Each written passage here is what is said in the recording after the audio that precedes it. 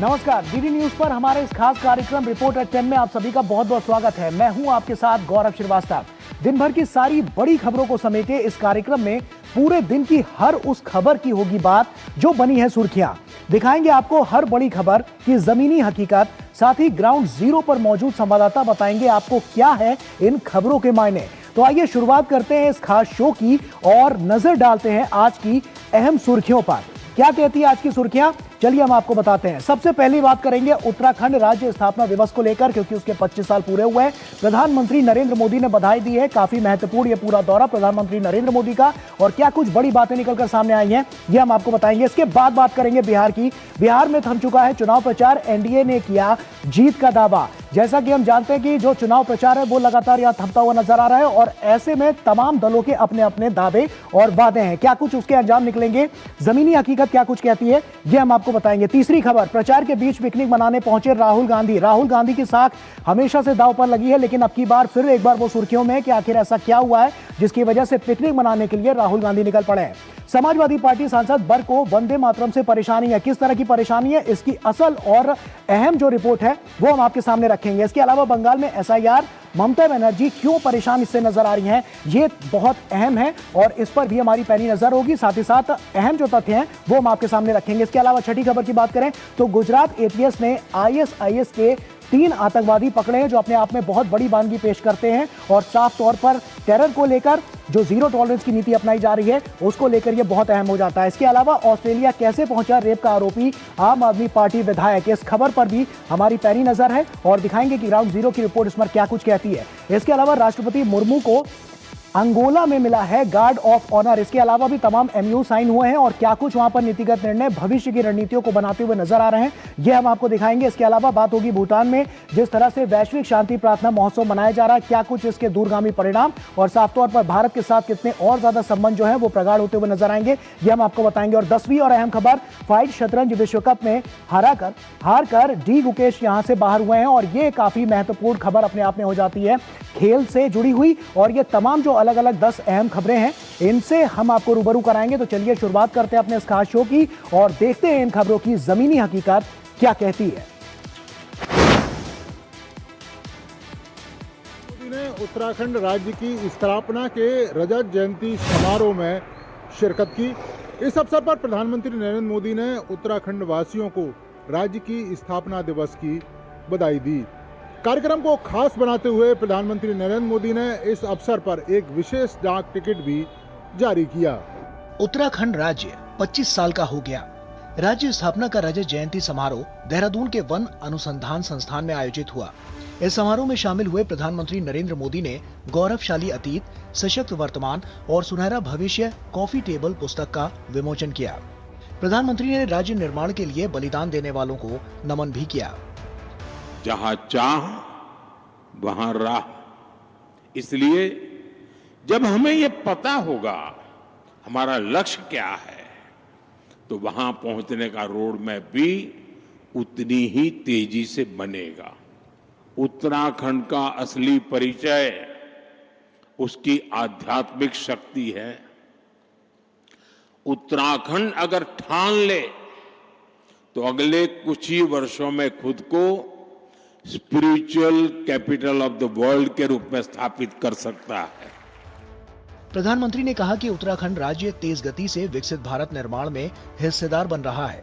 इस दौरान प्रधानमंत्री ने कई विकास परियोजनाओं का शिलान्यास और लोकार्पण भी किया। प्रधानमंत्री ने उत्तराखंड के लिए 8,140 करोड़ की परियोजनाओं का उद्घाटन और शिलान्यास किया।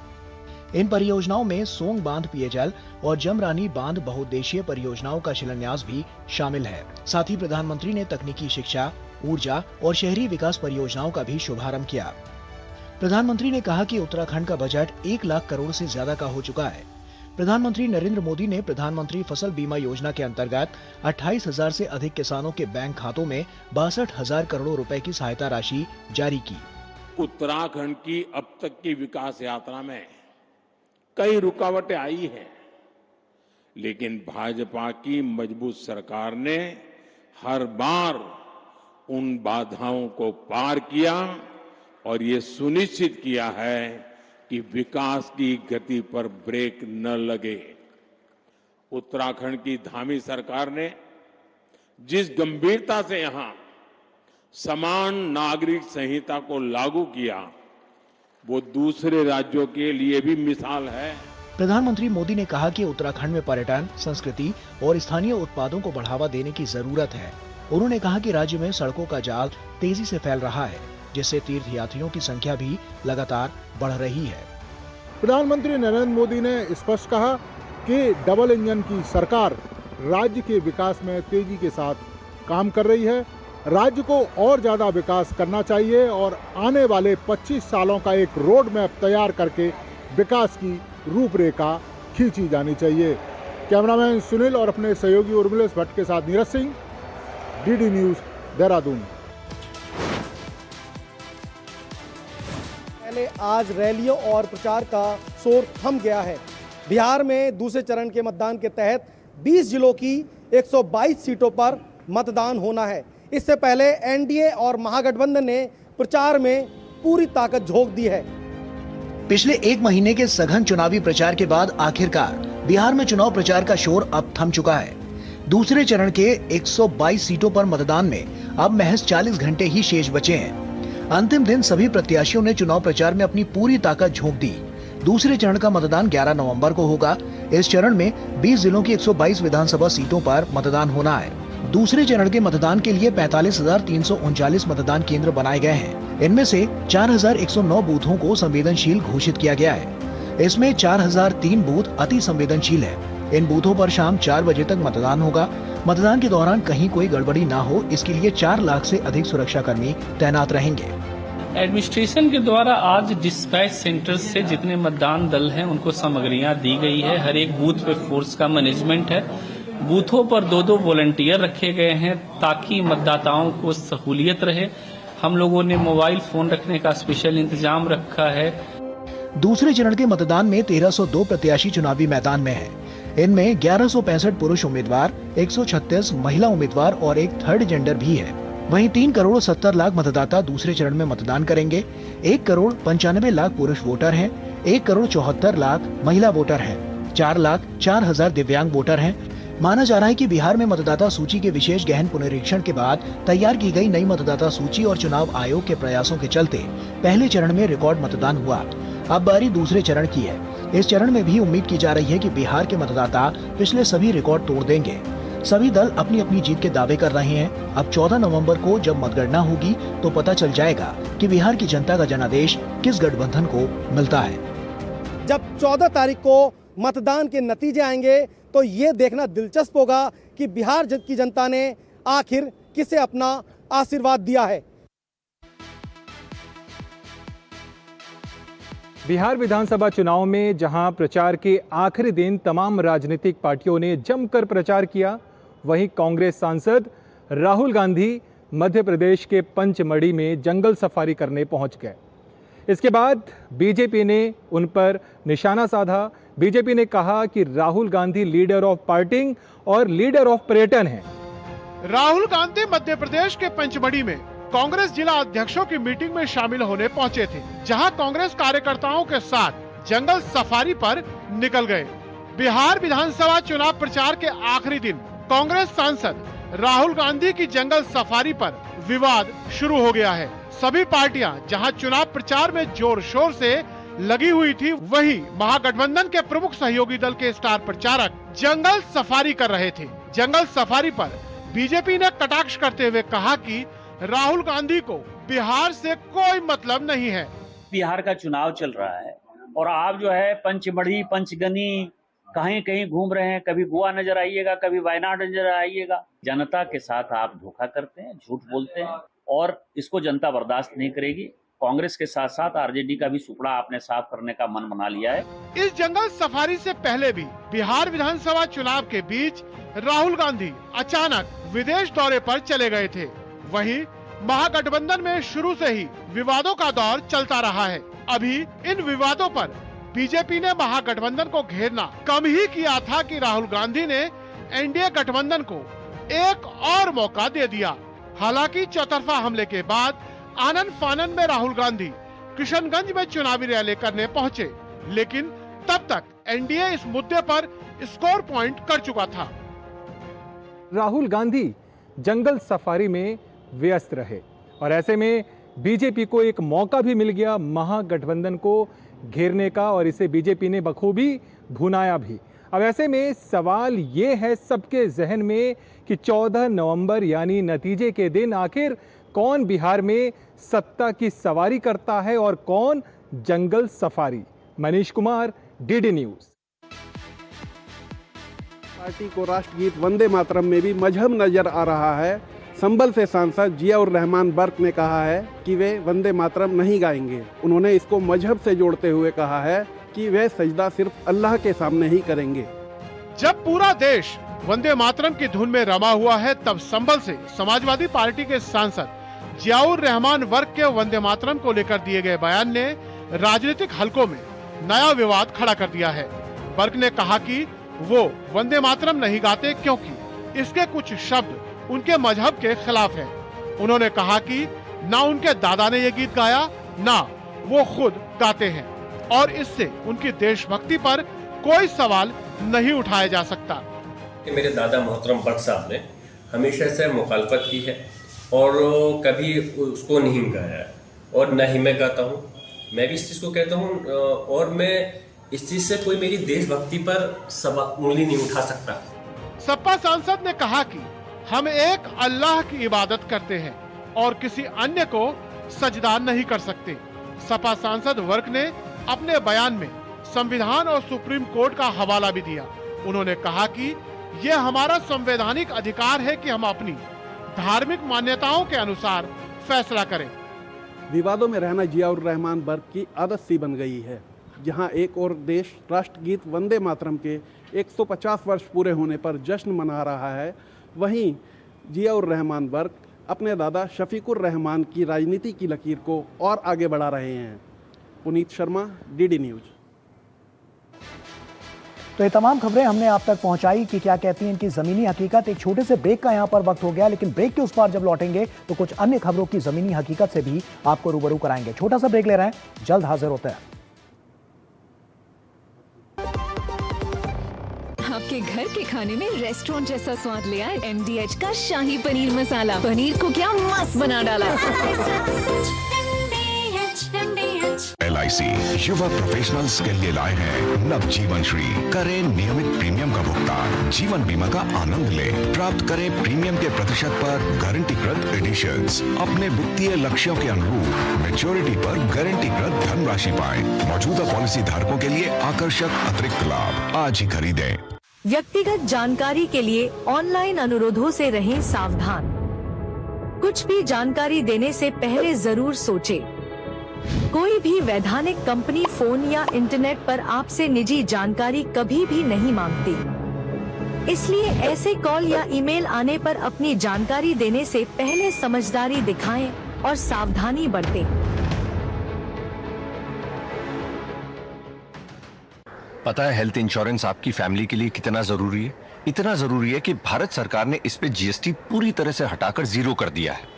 पॉलिसी बाजार पर अब 1 करोड़ का हेल्थ इंश्योरेंस सिर्फ 550 रुपए महीने से शुरू। policybazaar.com। मेरी पसंद, मेरी पसंद, मेरी पसंद, मेरी पसंद, हमारी पसंद, हम सबकी पसंद। मजबूत देश का मजबूत सरिया हो गया स्टील। बड़ी बहू, ये तुम्हारी ना। इतनी भी क्या जल्दी थी? अरे और छोटी, ये तुम्हारे ना। और ये मेरी गुड़िया की ना। पर दादी, हाँ आपके नाम? सब कुछ मैंने बैंक, लॉकर, फिक्स डिपॉजिट सब में इन्हें ही तो नॉमिनी बनाया है। कल जब मैं ना रहूं तब पैसे मिलने में इन्हें आसानी हो। शुभ शुभ बोलो। क्या? RBI कहता है जानकार बनिए, सतर्क रहिए। सस्ते वाले दाल मसाले स्वाद हुआ बेकार। MDH की हल्दी मिर्ची धनिया करे कमाल। ये रंग दे, ये खुशबू दे, ये तीखा, ये कम पड़े। क्या निराला MDH मसाला।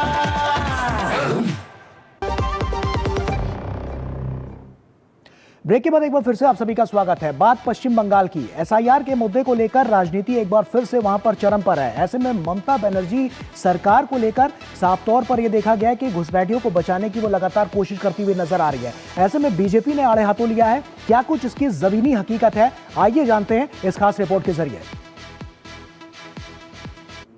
में एसआईआर शुरू होने के बाद बांग्लादेशी घुसपैठियों ने भागना शुरू कर दिया है। कई इलाकों में झुग्गियों पर ताले लटकने लगे हैं। टीएमसी नेता खुद मान रहे हैं कि बांग्लादेशी घुसपैठियां भाग रहे हैं, लेकिन ममता बनर्जी, सीएम ममता बनर्जी अब भी एसआईआर पर सवाल उठा रही है। सीएम ममता बनर्जी की रुख पर बीजेपी हमलावर है और टीएमसी सरकार से कड़ी सवाल पूछ रही है। बिहार के बाद देश के दूसरे राज्यों और केंद्र शासित प्रदेशों में भी एसआईआर की प्रक्रिया जारी है, जिसमें फिलहाल बूथ स्तरीय अधिकारियों के द्वारा एनुमरेशन फॉर्म वितरित करने की कार्रवाई पूरी की जा रही है। पर बंगाल में एसआईआर को लेकर गहमा-गहमी तेज है, क्योंकि पूरी प्रक्रिया का सीधा असर बांग्लादेशी घुसपैठियों पर साफ दिखाई दे रहा है, जो आनन फानन में अपने देश यानी बांग्लादेश वापस लौट जाना चाहते हैं। ऐसे में बंगाल के कई इलाकों में घुसपैठियों की झुग्गियों में ताले लटक चुके हैं। एसआईआर को लेकर राजनीति अपने चरम पर है, जिसमें बीजेपी लगातार बंगाल की मुख्यमंत्री ममता बनर्जी पर ध्रुवीकरण और घुसपैठियों का समर्थन करने का आरोप लगा रही है। Chief Minister is doing the petty politics that I can say. TMC is trying to create a narrative to stop the SIR. दरअसल बंगाल में ये कवायद सत्तारूढ़ तृणमूल कांग्रेस और भाजपा के बीच राजनीति का मजबूत हथियार बन चुका है। ममता बनर्जी जहां इसके विरोध में सड़कों पर उतर चुकी हैं, वहीं बीजेपी बंगाल सरकार के एसआईआर के प्रति रुख को लेकर लगातार सवाल खड़े कर रही है। केंद्रीय मंत्री सुकांत मजूमदार ने स्पष्ट कहा है कि जो भी भारतीय नागरिक नहीं है, वोटर लिस्ट से उनका नाम कट जाना चाहिए। उन्होंने दो टूक शब्द में कहा कि ममता बनर्जी एसआईआर को लेके सिर्फ राजनीति कर रही है। अगर कोई आपत्ति है तो उन्हें कोर्ट जाना चाहिए। Saurabh Datta, DD news, Kolkata. गुजरात में एटीएस ने देश को दहलाने वाली बड़ी साजिश नाकाम की है। गुजरात एटीएस ने अहमदाबाद के अडालज इलाके से 3 आतंकवादियों को गिरफ्तार किया है। ये तीनों आतंकवादी आईएसआईएस से जुड़े हुए हैं और इन सभी के पास हथियार बरामद हुए हैं और उसके साथ ही खतरनाक केमिकल बरामद किए गए हैं। गुजरात एटीएस ने एक बड़े आतंकी साजिश का पर्दाफाश करते हुए आईएसआईएस से जुड़े 3 आतंकियों को गिरफ्तार किया है। ये आतंकी देश भर में हमले की योजना बना रहे थे और पिछले 1 साल से एटीएस के रडार पर थे। गुजरात एंटी टेररिस्ट स्क्वाड के अनुसार ये संदिग्ध हथियारों के एक्सचेंज के लिए अहमदाबाद आए थे, जहां से इन्हें गिरफ्तार कर लिया गया। गिरफ्तार किए गए संदिग्धों में एक आंध्र प्रदेश और 2 यूपी के रहने वाले हैं। ये देश के अलग अलग हिस्सों में बड़ी आतंकी साजिश को अंजाम देना चाहते थे। अभियान के दौरान पुलिस को हथियारों के पार्ट्स, केमिकल और कई डिजिटल डिवाइस जैसे मोबाइल फोन, लैपटॉप और अन्य आपत्तिजनक सामग्री भी बरामद हुई है। गुजरात एटीएस की कंप्लीट जो टीम है उसने टेक्निकल एनालिसिस और ह्यूमन इंट के आधार पे एक अच्छा मॉड्यूल पकड़ा है, जिसमें 3 जो मुख्य आरोपी हैं उनको अभी तक हम पकड़ लिए हैं। आगे इन्होंने जो डिलीवरी ली, उसका सोर्स, ये जो पॉइजन बना रहा है उसका यूज, ये जो फंडिंग कलेक्ट कर रहा है उसके बारे में वो डिटेल इंट्रोगेशंस के बाद में हम आपको बता पाएंगे। इस साल की शुरुआत में ही एटीएस ने al Qaeda in the Indian subcontinent से जुड़े 5 आतंकियों को गिरफ्तार किया था, जिनमें एक महिला भी शामिल थी। बेंगलुरु की रहने वाली समा परवीन को कथित रूप से ऑनलाइन आतंकी मॉड्यूल चलाने के आरोप में गिरफ्तार किया गया था। इससे पहले जुलाई में भी एटीएस ने 4 संदिग्धों को हिरासत में लिया था। गुजरात एटीएस की ये कार्रवाई दर्शाती है कि राज्य की सुरक्षा एजेंसियां आतंकी साजिशों पर कड़ी नजर रखे हुए हैं। ऐसे आतंकियों के संगठन के नेटवर्क अक्सर ऑनलाइन प्लेटफॉर्म्स और अंतर्राष्ट्रीय संपर्कों के जरिए सक्रिय होते हैं। आतंकवादियों के खिलाफ गुजरात एटीएस की इस बड़ी कार्रवाई से देश पर एक बड़ा आतंकी हमला टल गया है। अगर देखें तो ये तीनों आतंकवादी आईएसआईएस के अलग अलग मॉड्यूल से हैं और हथियार सप्लाई करते हुए इन्हें अरेस्ट किया गया है। तो अब जांच ये की जा रही है कि आतंकवादी किस मकसद से आए थे और कौन से इलाके थे जो इनका टारगेट थे। मेघना देव, डीडी न्यूज के लिए अहमदाबाद से। पंजाब की राजनीति में एक बार फिर बड़ा बवाल खड़ा हो गया है। दुष्कर्म के आरोपी आप विधायक हरमीत सिंह पठान माजरा पंजाब पुलिस की आंखों में धूल झोंककर ऑस्ट्रेलिया भाग निकला है। ऑस्ट्रेलिया जाकर हरमीत ने एक इंटरव्यू दिया है जिसमें उसने पंजाब की मान सरकार के साथ साथ आप सुप्रीमो अरविंद केजरीवाल पर भी कई गंभीर आरोप लगाए हैं। पंजाब की राजनीति में एक बार फिर सनसनी मच गई। हर मोर्चे पर घिरी पंजाब सरकार एक बार फिर गलत कारणों से चर्चा में है। दरअसल लंबे समय से फरारी काट रहे पंजाब के आप विधायक हरमीत सिंह पठान माजरा विदेश भाग गए हैं। हरमीत सिंह दुष्कर्म के एक मामले में 2 सितंबर से फरार हैं। वहीं अब हरमीत का एक वीडियो इंटरव्यू सामने आया है जिससे पता चला है कि वह ऑस्ट्रेलिया भाग गए हैं। हरमीत के भागने से पुलिस पर एक बार फिर गंभीर सवाल खड़े हो रहे हैं क्योंकि सनौर विधायक के संभावित ठिकानों पर पुलिस लगातार छापेमारी कर रही थी। अब ये छापेमारी केवल दिखावा साबित होकर रह गई है। ऑस्ट्रेलिया स्थित एक पंजाबी वेब चैनल के साथ इंटरव्यू में हरमीत सिंह ने पंजाब की आप सरकार की जमकर फजीहत की है। अपने इस दर्ज मामले को झूठा बताते हुए हरमीत सिंह ने कहा कि मुख्यमंत्री भगवंत मान का पंजाब के मुद्दों से कोई लेना देना नहीं है। आप सुप्रीमो अरविंद केजरीवाल जो कहते हैं मान वही करते हैं।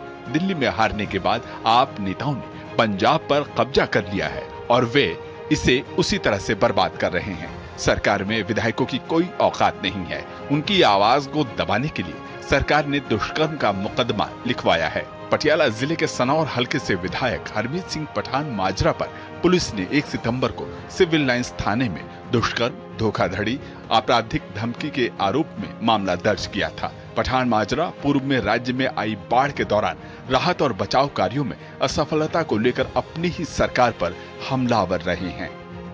दुष्कर्म के जिस आरोपी हरमीत सिंह को पंजाब पुलिस पटियाला में खोज रही थी वह ऑस्ट्रेलिया में बैठकर इंटरव्यू दे रहा है। यह पंजाब की बदहाल कानून व्यवस्था का सबसे ताज़ा उदाहरण है।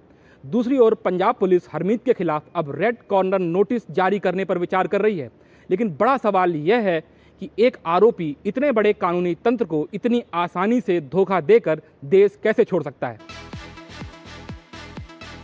राष्ट्रपति द्रौपदी मुर्मू अंगोला के राष्ट्रपति के निमंत्रण पर 11 नवंबर तक अंगोला में रहेंगी। यह यात्रा किसी भी राष्ट्रपति की पहली आधिकारिक यात्रा है। इस यात्रा से अफ्रीका और ग्लोबल साउथ के साथ भारत के संबंधों को मजबूती मिलेगी।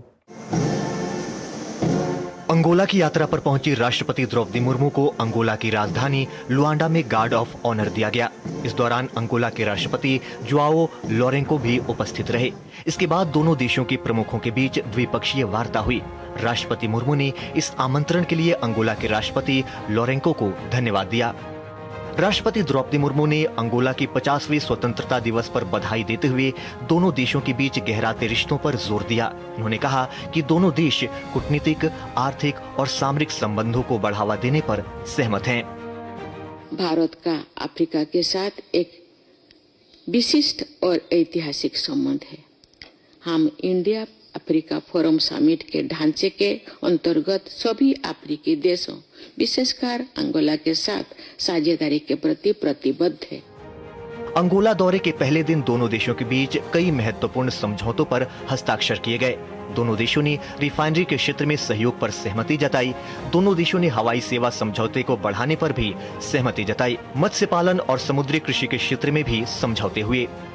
महामहिम भारत की एनर्जी सिक्योरिटी में अंगोला की भूमिका अत्यंत महत्वपूर्ण है। भारत अंगोला के ऑयल एंड गैस का एक प्रमुख बायर है। हमारी ऑयल एंड गैस कंपनियां अंगोला के साथ लॉन्ग टर्म परचेज कॉन्ट्रैक्ट में प्रवेश करने की इच्छुक है। राष्ट्रपति मुर्मू ने कहा कि कृषि क्षेत्र दोनों देशों के लिए महत्वपूर्ण कड़ी साबित हो सकता है। राष्ट्रपति ने कहा कि भारत अंगोला को वंदे भारत जैसी ट्रेनों का निर्यात कर सकता है। भारत के साथ साझेदारी को लेकर अंगोला ने सकारात्मक प्रतिक्रिया दी है। राष्ट्रपति द्रौपदी मुर्मू अपने इस आधिकारिक यात्रा के दौरान अंगोला के 50वें स्वतंत्रता समारोह में हिस्सा लेंगी, संसद को संबोधित करेंगी और भारतीय समुदाय से भी बातचीत करेंगी। मैं कैमरामैन शैलेंद्र चौहान के साथ आकाश पोपली, डीडी न्यूज अंगोला। भगवान बुद्ध के पवित्र अवशेष नई दिल्ली के राष्ट्रीय संग्रहालय से भूटान की राजधानी थिम्फू पहुंच चुके हैं और इन पवित्र अवशेषों का भूटान की सरकार ही नहीं बल्कि यहां की जनता ने बेहद गर्मजोशी और बहुत उत्साह के साथ स्वागत किया।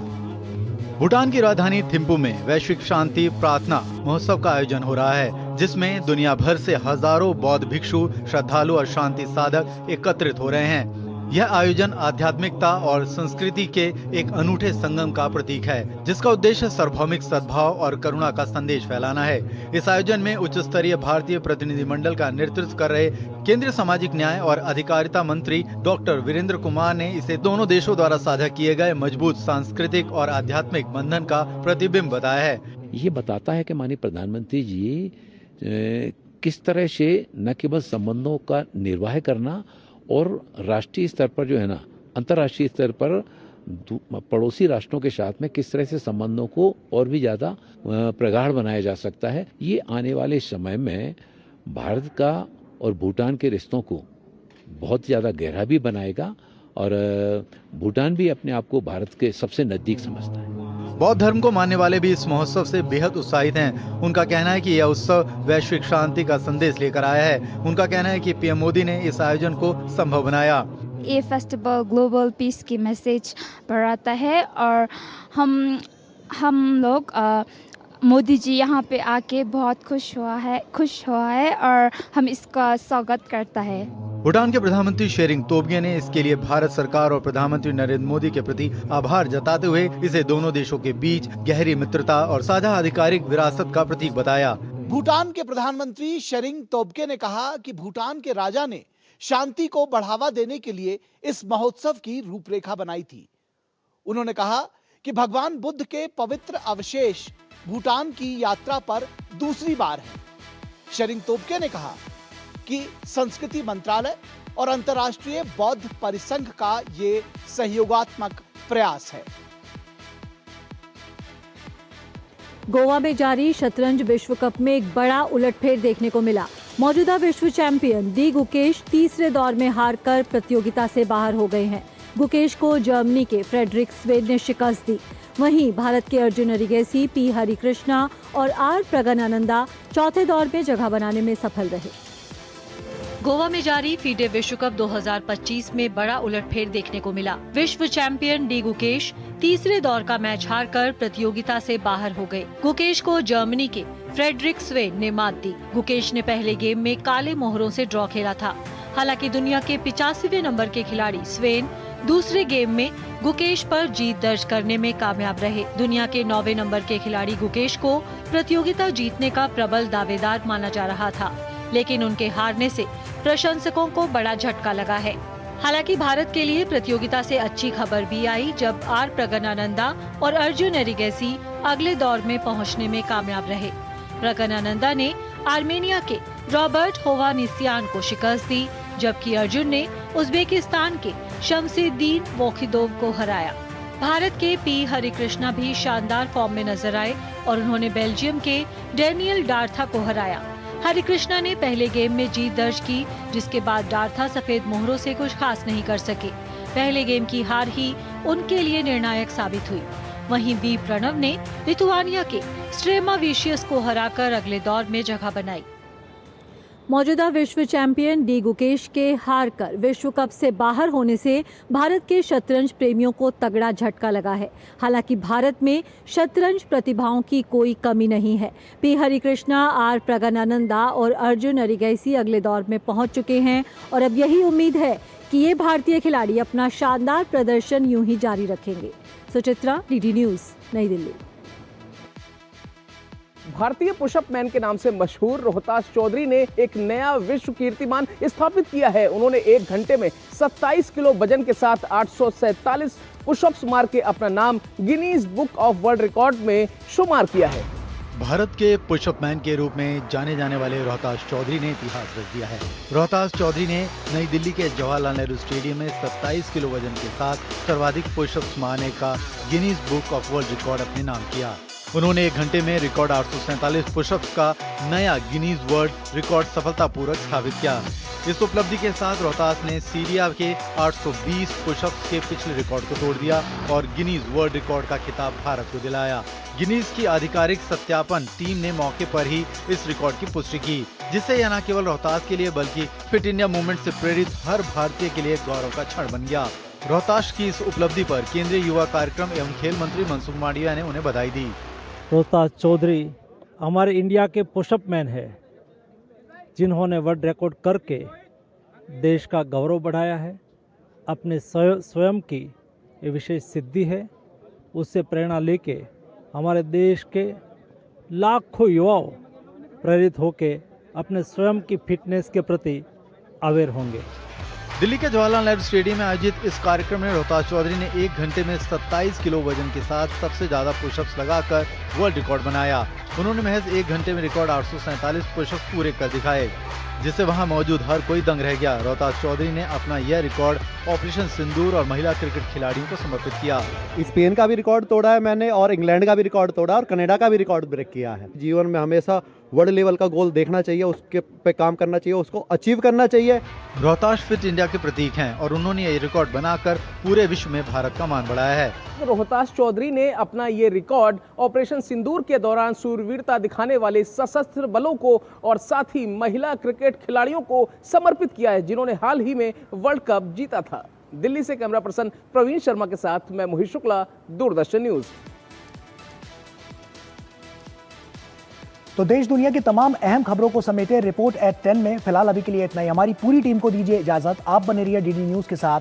नमस्कार।